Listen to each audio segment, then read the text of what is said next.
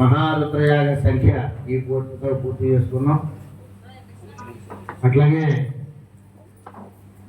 శ్రీచక్ర నవావరణార్చన మన వాళ్ళు తాడేపల్లి వారి సుందరి గారు వచ్చి చక్కగా అందరూ చూశారు లేదో హాల్లో చక్కగా ఒత్తి నుంచి ఇందాక చేస్తూనే ఉన్నారు.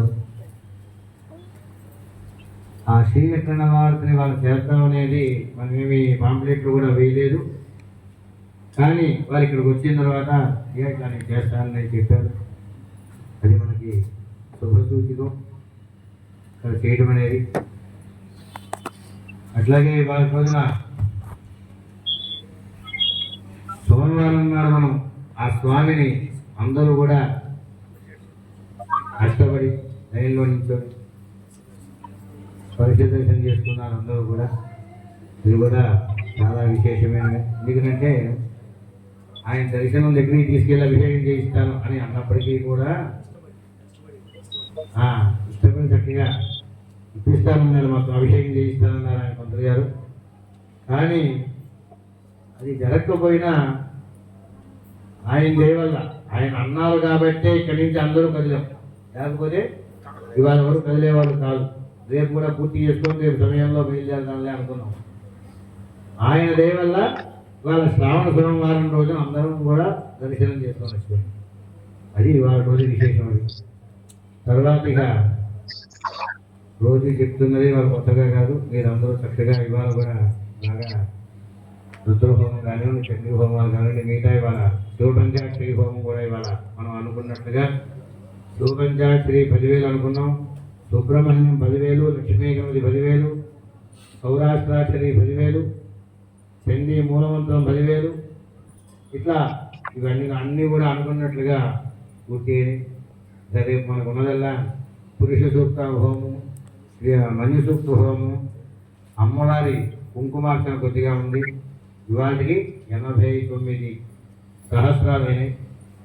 ఇంకా 11 సహస్రనామాలు రేపు ఉదయం అవి పూర్తయితే. అట్లాగే రేపు సాయంత్రం చండీ హోమం కూడా రేపటితో పూర్తవుతుంది. ఇవాళ మీరందరూ కూడా మా యందు అనుగ్రహించి చక్కగా మా మనస్సుని ఎటువంటి ఇబ్బంది, మా మనస్సుకి ఎటువంటి బాధ కలగకుండా అందరూ సాధారణంగా ఈ కార్యక్రమాన్ని వాళ్ళందరూ కూడా పూర్తి చేశారు.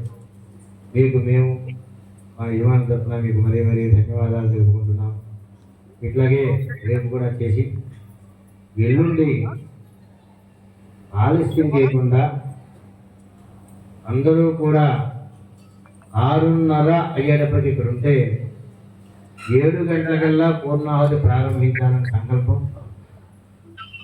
అట్లా గనక అందరూ గనక సిద్ధంగా ఉంటే పూర్తి చేసుకోండి. నేను అన్ని కార్యక్రమాలు సక్రమంగా వెళ్తాయి.